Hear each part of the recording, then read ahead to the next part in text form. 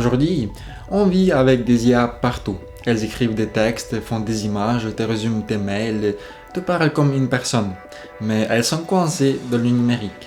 C'est de l'IA désincarnée. Elles parlent, elles calculent. Maintenant, imagine autre chose. Avec des yeux, des bras, des jambes. Une IA incarnée. Elle voit, elle bouge, elle touche. Et du coup, l'IA ne se contente plus de comprendre le monde. Elle peut agir dedans. Et là, ça change les règles. Parce que le vrai tournant, ce n'est pas l'intelligence, c'est l'accès au monde réel. Alors maintenant, vous allez découvrir pourquoi une phrase toute bête comme range la table peut devenir un cauchemar pour un robot. Comment on peut entraîner un humanoïde en le faisant vivre dans une fausse réalité. Pourquoi depuis quelques années, on a l'impression que les robots se réveillent d'un coup. Depuis quand on nous promet des androïdes dans nos maisons alors qu'on n'en a toujours pas un seul qui fait vraiment le boulot. Comment les robots sympas ont déjà été virés parce qu'ils créent plus de travail qu'ils l'ont enlevé. Et surtout, quand un robot fait une bêtise dans le monde réel, qui paye, qui est responsable et qui garde vraiment le contrôle.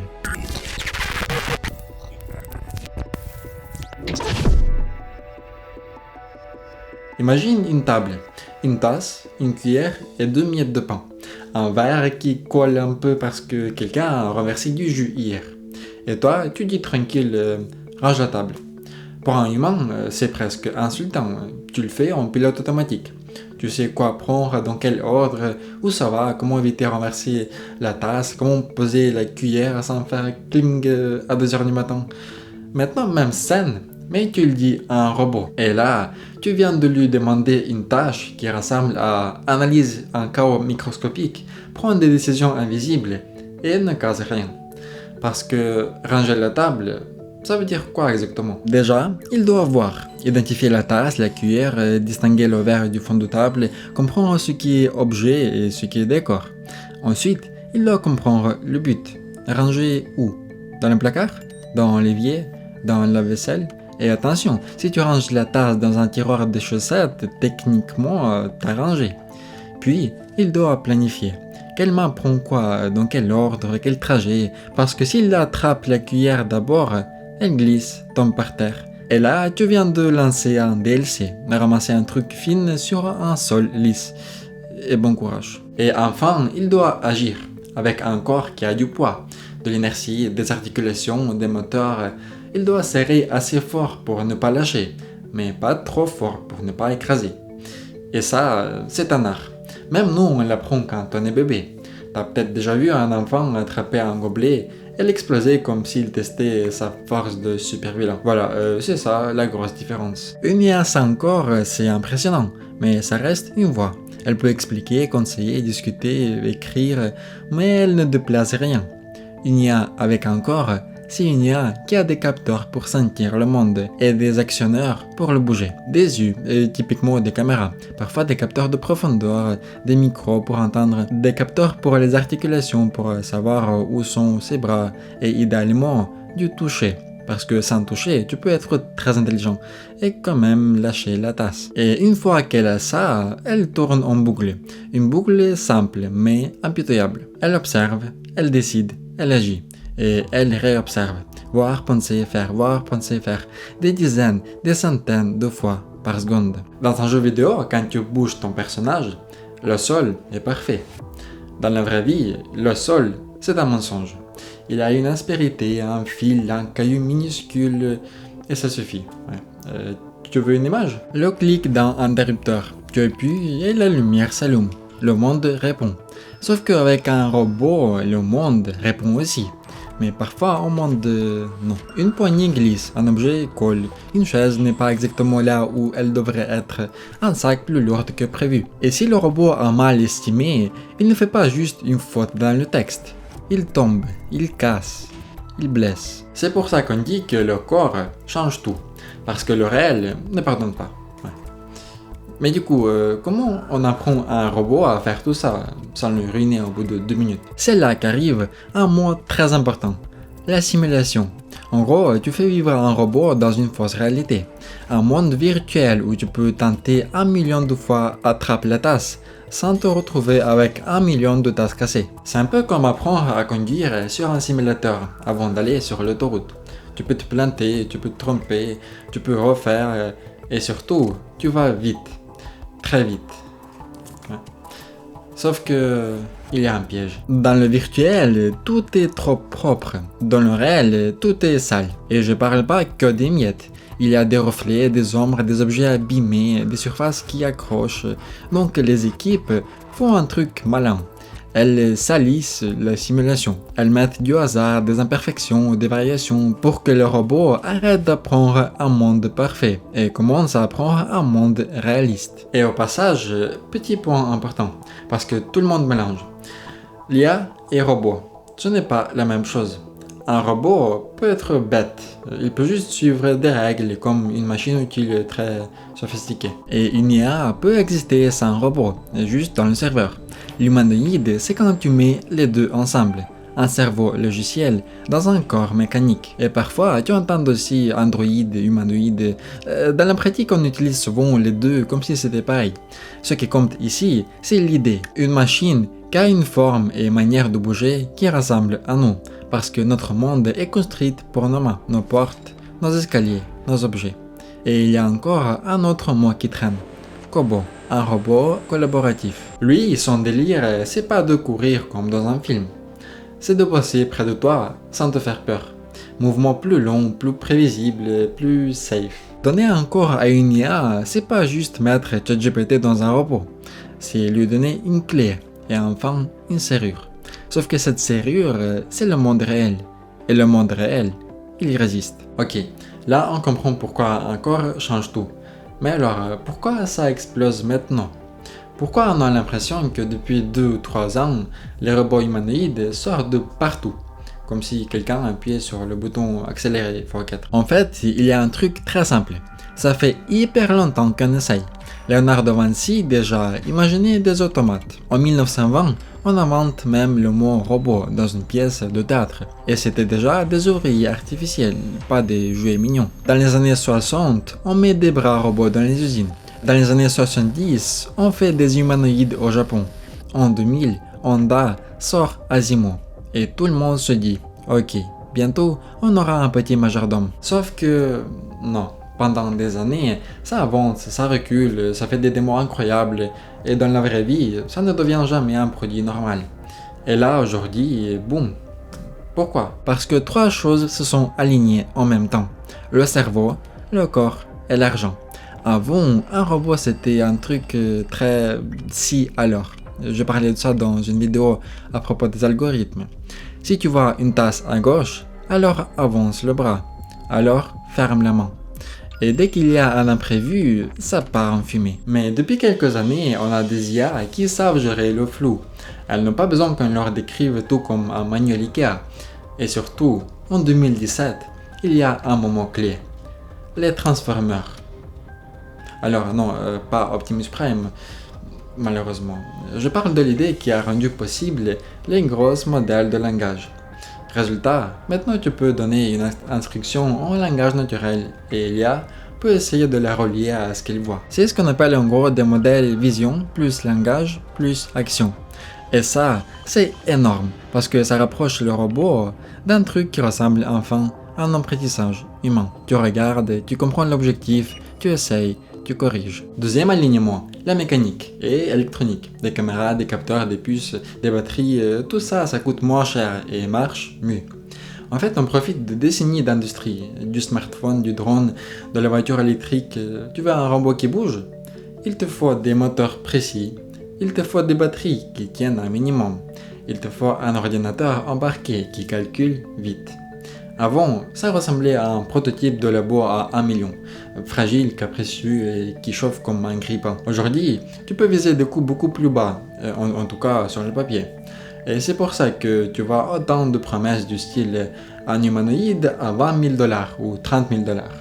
Et là, dans ta tête, tu te dis, attends, mais c'est le prix d'une petite voiture, donc c'est plausible. Sauf qu'une voiture, quand elle tombe, elle ne te tombe pas dessus. Tout le monde a senti que si ça marche, c'est un marché gigantesque. Donc ça finance fort. Et quand ça finance fort, tu as des usines, des équipes, des itérations rapides et surtout une compétition. Il y a clairement une course industrielle. Les États-Unis, la Chine, l'Europe, chacun veut sa place. La Chine, par exemple, met des moyens énormes et veut industrialiser vite, avec des ambitions de production à grande échelle et des villes-usines ultra efficaces. Et au milieu de tout ça, tu as une foule d'acteurs qui tentent de devenir le standard. Des robots pour l'entrepôt, pour l'usine, pour la logistique, pour le service et évidemment, le rêve final, la maison. Et là, tu vois arriver les chiffres qui font tourner la tête. D'un côté, dans le réel aujourd'hui, les robots de service se vendent déjà par centaines de milliers par an, mais les humanoïdes restent encore minoritaires. De l'autre, tu as des projections qui disent marché à plusieurs dizaines de milliards et plus d'1 million d'humanoïdes par an à l'horizon 2035. Et c'est là que beaucoup de gens font le raccourci dangereux. Ah bah voilà, c'est réglé, on y est presque. Sauf que ces chiffres cachent une chose. Le monde réel a un coup d'erreur. Et si le robot rate, on coupe au montage. Dans la vraie vie, une erreur, c'est pas oups. Une erreur, ça peut dire une chute, une casse, une blessure, un procès, un bad buzz qui te grille ton projet. C'est pour ça que les humanoïdes, c'est beaucoup plus long à déployer que les IA sur ordinateur. Un chatbot qui se trompe, c'est énervant. Un robot qui se trompe, c'est physique. Et là, on arrive au point où je veux t'emmener. On a le cerveau, on a le corps, on a l'argent. Alors pourquoi on n'a toujours pas chez nous? Pourquoi ta grand-mère n'a toujours pas un humanoïde qui lui fait les courses, qui range la cuisine et qui lui apporte un verre d'eau sans renverser la moitié? Le problème, c'est pas juste ils sont pas assez intelligents. Le problème, c'est que le monde réel est trop variable et que l'économie est impitoyable. Un robot doit être robuste face à l'imprévu. Il doit tenir niveau énergie, sinon il devient un meuble très cher qui s'éteigne au bout de 45 minutes. Et surtout, il doit y avoir une réponse claire à la question la plus stressante du siècle. Quand ça casse, qui paye? Qui est responsable? Le fabricant?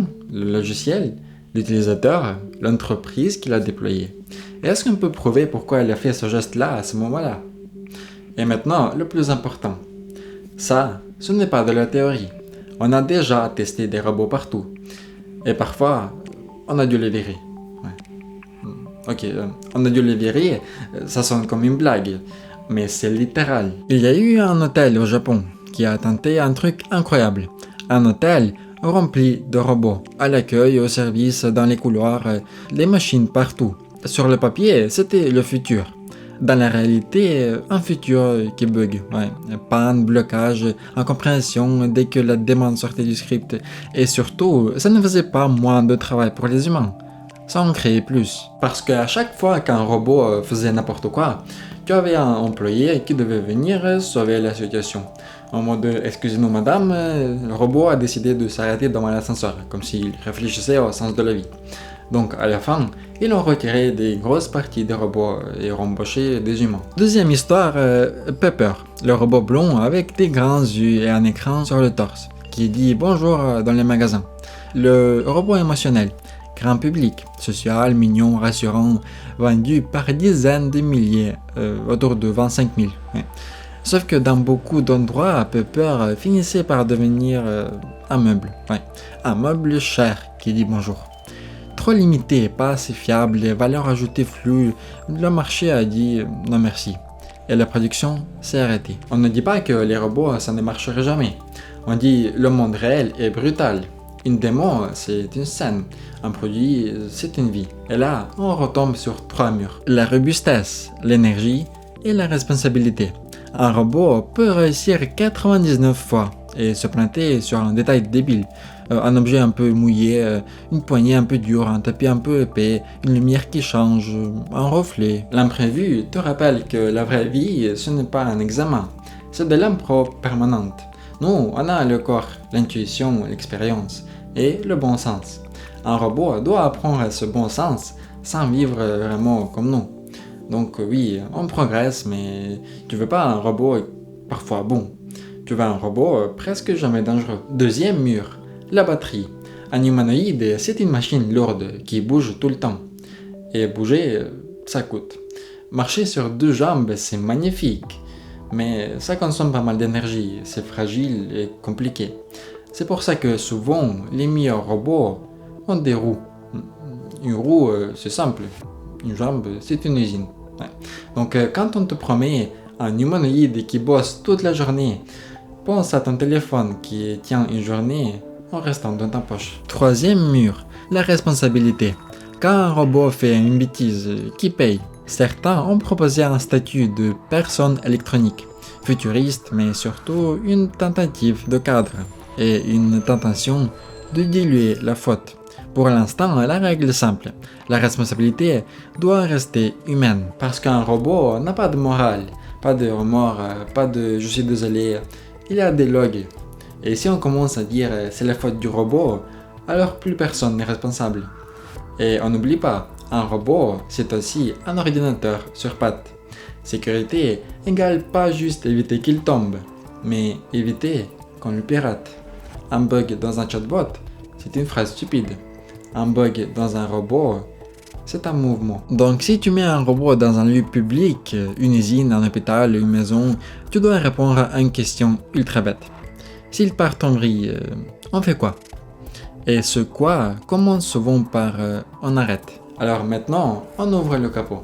Comment on apprend à une machine à survivre au monde réel sans la détruire? Tu peux écrire la plus belle phrase au monde, mais avec deux bras en métal de 15 kg qui doivent attraper une assiette humide, la poésie s'arrête. Un robot vit dans une boucle. Il perçoit, il décide, il agit et il recommence. Comme toi quand tu fais la vaisselle. Toi, tu le fais sans y penser. Lui, il doit le calculer. Alors on lui apprend par l'imitation. Tu montres, il copie. Tu guides le mouvement, tu enregistres et tu pilotes à distance façon jeu vidéo. Sauf que si tu n'as que 10 exemples, il se fait que 10 trucs. Et si tu changes la tasse, c'est la panique. Deuxième méthode, l'essai-erreur, version robot. On lui dit, ton objectif, c'est que la tasse arrive ici, sans tomber. Et on le laisse tenter. Sauf que si tu le laisses tenter dans ta cuisine, tu n'as plus de cuisine. Et donc on revient à la simulation. Un bac à sable géant, où tu peux faire des millions d'essais en accéléré. Et pour éviter qu'il devienne bon uniquement dans un monde parfait, tu salis la simulation. Lumière différente, objets un peu plus lourds, textures bizarres, sol glissante, imprévu, tu le stresses volontairement. Parce qu'on veut un robot qui s'en sort quand tout est moche, pas quand tout est instagrammable. Et à un moment, tu fais le grand saut, du virtuel au réel. Et là, souvent, il se passe un truc très humain. Ouais. Il se prend une claque. Parce que le réel, c'est toujours plus compliqué que la meilleure simulation du monde. Et c'est pour ça qu'au final, le futur des humanoïdes ne dépend pas juste de l'IA qui comprend. Il dépend de l'IA qui tient l'équilibre, qui tient les objets, qui tient la charge, et qui tient la promesse. Et c'est exactement là que beaucoup de gens se trompent. Parce qu'ils imaginent, on va mettre un cerveau type GPT dans un robot, et hop, majordome. Non. Même avec un cerveau très fort, si le corps est fragile, si l'autonomie est ridicule et si l'économie ne tient pas, tu ne vends pas un majordome, tu vends un prototype cher qui a besoin d'un humain pour le surveiller. Et ça, on l'a déjà vu. On a déjà vu des robots qu'on déploie pour réduire le travail et qui finissaient par créer des postes entiers de gens qui gèrent les robots. Les fameux jobs de futur, techniciens de babysitting mécanique. Alors oui, ça accélère. Les gros acteurs se positionnent. On voit Tesla avec Optimus, Boston Dynamics avec Atlas, Figure, Apptronic, Unitree. On voit aussi des plateformes de simulation et d'entraînement qui rendent tout ça plus rapide. On voit la Chine pousser très fort avec des zones pilotes, des ambitions de production de masse et même des objectifs de coût. Réduire drastiquement le prix de production d'ici 2030, autour de 17 000 $ par robot dans certains plans. Et de l'autre côté, tu as le marché qui fait briller les yeux, des projections qui parlent de dizaines de milliards et une estimation très citée qui met le marché autour de 38 milliards de dollars en 2035. Sauf que tout ça, c'est la course. Et dans une course, il y a un risque. Le hype dépasse le réel. Tu te souviens de Sophia, le robot qui faisait le tour des plateaux? citoyenne ici et presque consciente là. Ça a marqué les gens, mais ça a aussi brouillé un truc essentiel. Un robot peut être impressionnant, sans être autonome, sans être polyvalent, sans comprendre comme toi. Et si on se raconte des histoires, on finit par prendre de mauvaises décisions. Commencez petit. Oublie un robot pour toute la maison. Commence par des tâches étroites dans des environnements contrôlés. Entrepôts, usines, logistique, c'est là que la robotique marche déjà. Des millions de robots industriels et des robots de service, transport interne, nettoyage, restauration, vendus à grande échelle. Le futur arrive souvent sous forme de machines spécialisées et rentables, y compris chez toi, avec des robots domestiques vendus par millions. Le vrai pilier est le droit d'arrêt humain. Un robot connecté, c'est un ordinateur qui peut agir dans le monde. Donc il faut une procédure claire. Si ça dérape, on coupe. Le bouton compte plus que les jambes, la main ou le cerveau. Un humanoïde voit, entend, enregistre potentiellement en maison, hôpital, magasin. Ça touche des données sensibles. Donc, données minimales, chiffrement, log, mise à jour propre et se demander si filmer en continu est vraiment nécessaire. Responsabilité claire, pas de flou, pas de c'est la faute de l'IA. En cas de casse ou accident, il faut remonter la chaîne. Au final, si un humanoïde entre dans nos vies, ce ne serait pas pour un salto. Ce serait parce qu'on a confiance qu'il est utile, safe et arrêtable. D'où la vraie question. Qui tient le bouton quand l'IA marche? Et il reste un verrou. L'acceptation sociale. Plus un robot ressemble à un humanoïde, plus il peut déranger. Le valet de l'étrange, j'ai parlé ça dans la vidéo précédente. Et la réaction varie selon les cultures. La tech gagne pas seulement quand elle fonctionne, mais quand elle est acceptée. Le futur réaliste, c'est d'abord des humanoïdes en lieu balisé, entrepôts, usines, puis quand la fiabilité monte, des environnements plus chaotiques, hôpitaux, aides, services, peut-être la maison. Le besoin est réel, vieillissement, métier pénible, mais une condition ne bouge pas. La responsabilité reste humaine. Et là, on revient à la métaphore finale. Un humanoïde, c'est une clé. La question n'est pas est-ce qu'il peut ouvrir. Avec le temps, il ouvrira. La vraie question, c'est quelle porte on lui donne. La porte d'un entrepôt, avec des règles strictes. La porte d'un hôpital, avec des protocoles. La porte de ta maison, avec tes enfants, tes conversations, tes habitudes. Donner une clé au monde réel, c'est puissant. Donc, il faut choisir à qui on la donne et avec quel bouton stop. Alors, j'ai deux questions pour vous. La première, quelle tâche vous déléguez en premier à un humanoïde? Porter les courses, ranger, faire le ménage, aider un proche. Et deuxième, quel bouton stop vous exigez? Un arrêt physique, un mode hors ligne, une zone interdite. Parce qu'au fond, on a vu un truc simple. L'IA avec un corps, ça change tout. Parce que le réel y répond. Et le réel, lui, ne pardonne pas. Et comme toujours, entraîne ton cerveau et à la prochaine.